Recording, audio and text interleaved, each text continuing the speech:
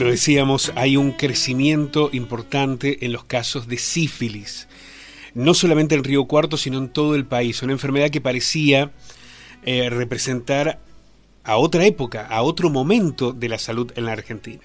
¿Y esto por qué se da? Bueno, argumentan los especialistas, hay tres aspectos.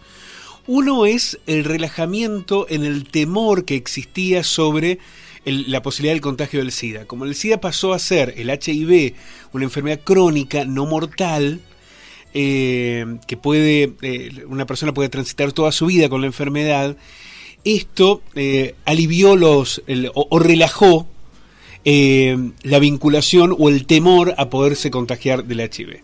Otro aspecto que aparece así fuertemente es que algunas personas creen que la utilización de métodos anticonceptivos, que son cada vez más simples y más efectivos, te evita la posibilidad del contagio de una enfermedad. Y esto no es así. Lo que evita es el embarazo, no que te contagies una enfermedad, ¿no?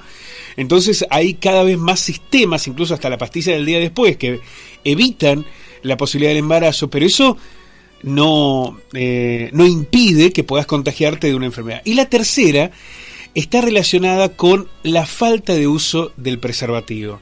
Le adjudican el tema de los costos, aunque nos decían los especialistas que en muchos casos las obras sociales te brindan también esa prestación. Pero hablamos con el doctor Lucas Stefanini, una palabra más que calificada en el tema epidemiológico, y esto nos decía en relación a esta fuerte preocupación por el aumento en los casos de sífilis. Doctor, ¿qué es la sífilis? Bueno, la sífilis es una enfermedad producida por una bacteria, por una espiroqueta, que se transmite básicamente por vía sexual, ¿no? Es una enfermedad de transmisión sexual que actualmente, como todos sabemos, está muy en boga. Tenemos muchos casos, un aumento importante de casos en la población general, y que está con nosotros hace miles de años, porque nosotros tenemos evidencia de la enfermedad ya en momias egipcias.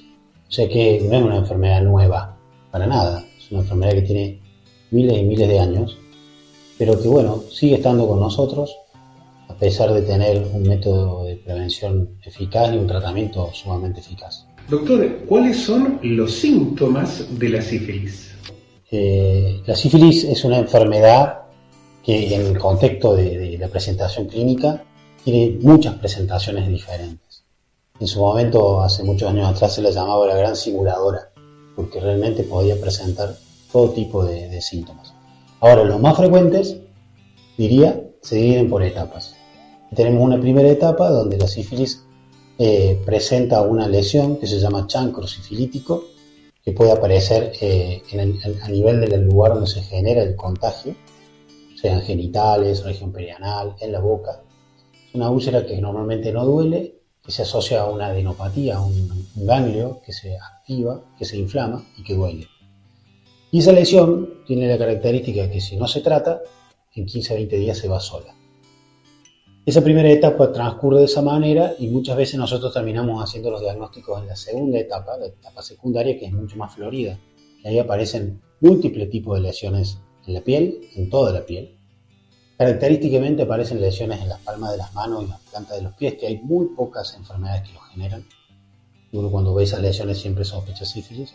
O lesiones en boca, en la mucosa de la boca y en la lengua, que son muy dolorosas y que muchas veces el paciente viene sin poder alimentarse.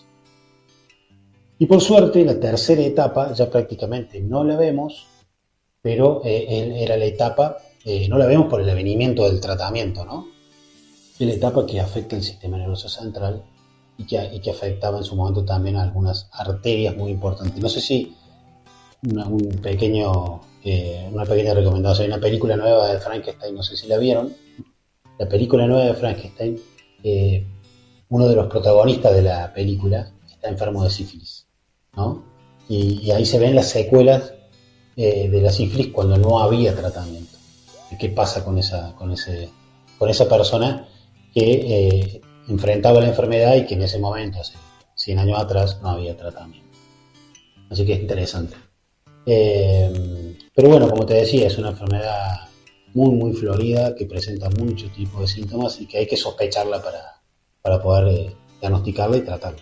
Doctor, ¿cuál es el tratamiento ante la eventualidad de un contagio de sífilis?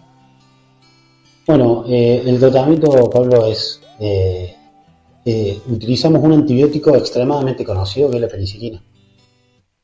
Y desde el advenimiento de la penicilina, a finales del 30, principios del 40, estamos usando la penicilina para curar los pacientes.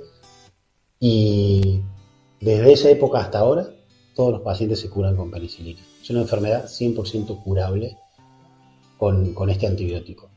Ahora vos me podés preguntar, ¿y qué pasa con aquellos pacientes que tienen alergia a la penicilina? Porque hay pacientes que pueden tener alergia. Bueno, hay otras alternativas de tratamiento para esos pacientes.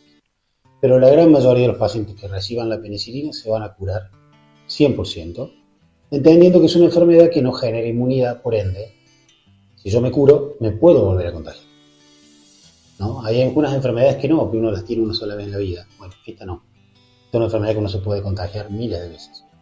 Y se puede curar miles de veces con la penicilina, ¿no? Pero más allá de eso es importante entender esto de los cuidados, porque es una manera de evitar la infección que, por ejemplo, en el embarazo puede ser una complicación importante, sobre todo si se infecta el bebé, y ser una causa de muerte intraútero o de alteraciones importantes en el bebé cuando nace.